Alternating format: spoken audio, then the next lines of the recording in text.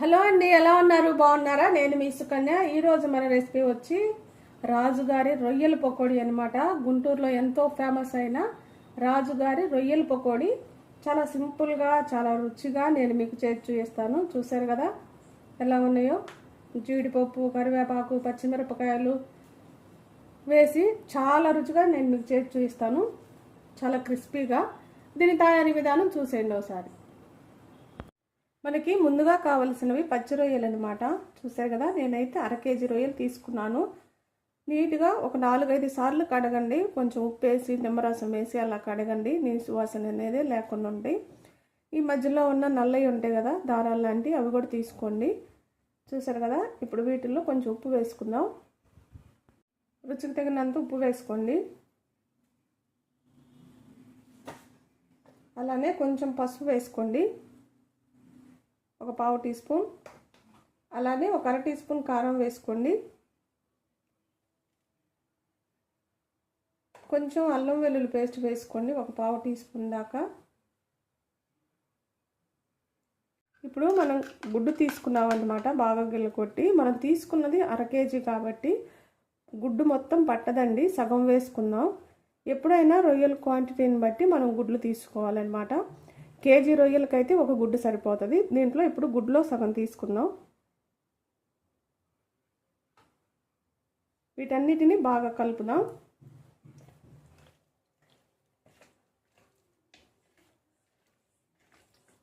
ఇలా మొత్తం ఉప్పు కారం అంతా బాగా పట్టేలాగా కలపండి చేత్తో.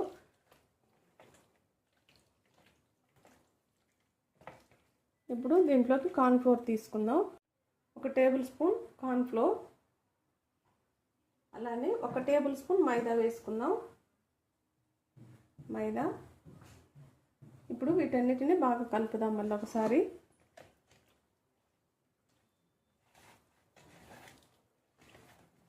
ఇలా మొత్తం రొయ్యలన్నిటికి కూడా ఈ కోటింగ్ అనేది చక్కగా పట్టాలన్నమాట. మనం ఈ కోటింగ్ అనేది మైదా కార్న్ఫ్లోర్ ఎక్కువ వేసుకున్నా మళ్ళీ బాగోవండి, కరెక్ట్గా వేసుకోవాలి. 1/2 కేజీకి అయితే సరిపోతుంది నేను చెప్పిన కొలతలతో. Tablespoon cornflour, tablespoon maida. చూసారు కదా.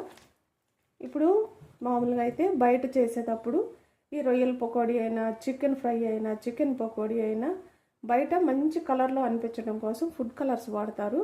కానీ ఫుడ్ కలర్ హెల్త్కి అంత మంచిది కాదు కాబట్టి ఇప్పుడు నేను మీకు ఒక కారాన్ని చూపిస్తాను. చూసారు కదా, ఈ కారం మంచి ఎర్రగా కనిపిస్తుంది కదా. దీన్ని కాశ్మీరీ చిల్లీ కారం అంటారు. మనకు సూపర్ మార్కెట్లో దొరుకుతుంది. ఇది కారం అయితే ఏమి ఉండదండి, మనం చేసే ఐటెం మంచి కలర్లో చూపిస్తుంది అనమాట. ఇది 1 టేబుల్ స్పూన్ దాకా వేసుకోండి. ఇప్పుడు ఇదంతా బాగా కలుపుదాం. చూసారు కదా, కలర్ మారిపోయింది.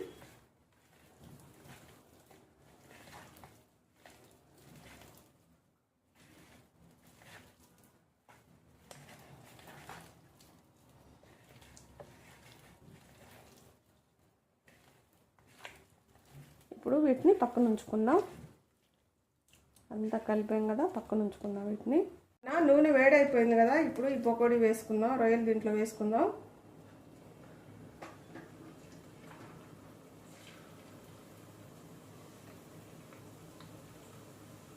మరి ఎక్కువ మంట మీద వేపకండి, ఊరకనే మాడిపోతాయి అన్నమాట. మీడియం మంట మీద వేయించుకోండి, బాగుంటుంది.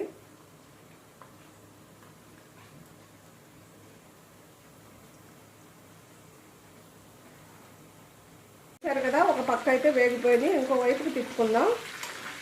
రొయ్య ఊరకనే వేగిపోతుందండి, ఎక్కువ టైం పట్టదు. జాగ్రత్తగా చూసుకొని వేయించుకోండి. 2 వైపులా చక్కగా వేగినాక వీటిని ఇలా వదిలేద్దాం. చూసారు కదా, రొయ్యలు చక్కగా వేగిపోయినాయండి. మరి ఎక్కువ వేపామనుకో మనం తినేటప్పుడు గట్టిగా నరాల్లాగా అనిపిస్తాయి అన్నమాట. చూసారు కదా, ఇలా ఉన్నప్పుడు తీసేసుకోండి రొయ్యలు. ఇప్పుడు వీటిని మనం ప్లేట్లోకి తీసుకుందాం.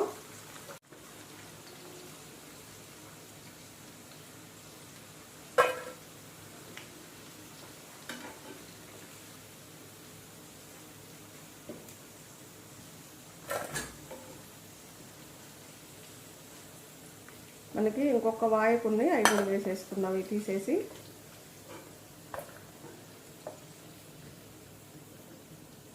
ఇప్పుడు ఉన్న రొయ్యలు కూడా వేసుకుందాం.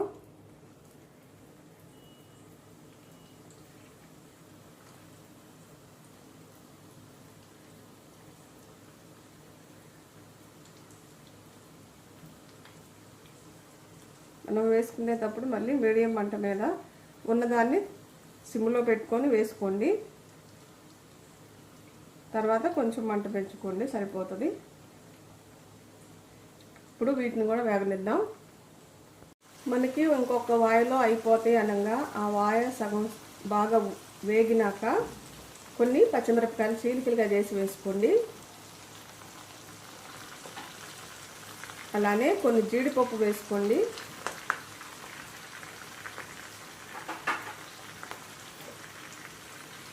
వీటిని బాగా వేయించుకుందాం.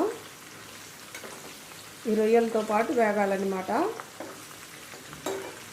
చికెన్ ఫ్రై కూడా, చికెన్ పకోడీ, చికెన్ ఫ్రై, చికెన్ 65 ఇలాంటి చాలా రకాలు మన ఛానల్లో ఉన్నాయి.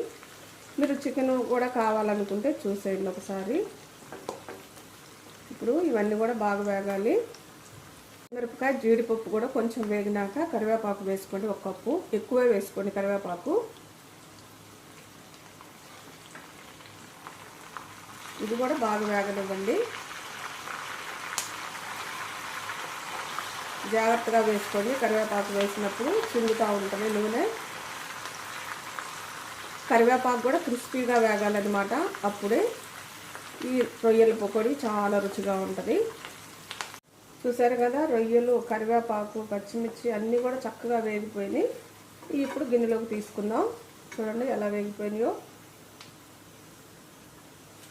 క్రిస్పీగా వేగింది కరివేపాకు కూడా. పచ్చిమిరపకాయలు కూడా ఇలా వేగాలన్నమాట. అప్పుడు ఈ ముక్కతో పాటు పచ్చిమిరపకాయ నంచుకొని, జీడిపప్పు, కరివేపాకు నంచుకొని తింటే చాలా బాగుంటాయి అన్నమాట. ఇప్పుడు ఈ గిన్నెలోకి తీసుకుందాం. అయిపోయింది, మనం గిన్నెలోకి తీసుకున్నాం కదా. ఇప్పుడు వీటిల్లో పైన కొంచెం కారం చల్లుకోవాలి. మీరు కొంచెం కారం తక్కువ తినేవాళ్ళు అయితే కొంచెం తక్కువ చల్లుకోండి, లేదంటే కొంచెం ఎక్కువే చల్లుకోండి, బాగుంటుంది. ఒక 1/2 టీ స్పూన్ కారం. గరం మసాలాది ఆప్షనల్ అన్నమాట. వేసుకుంటే వేసుకోండి, లేదంటే లేదు. ఒక చిటికెడు వేస్తున్నాను నేనైతే.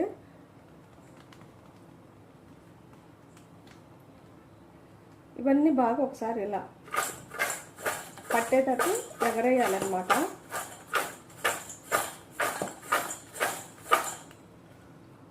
ఇప్పుడు దీని మీద కొంచెం నిమ్మరసం పిండుకుందాం.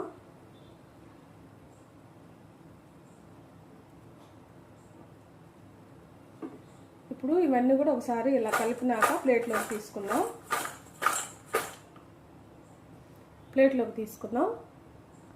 చూసారు కదా, మన రాజుగారి రొయ్యల పకోడీ రెడీ అయిపోయింది.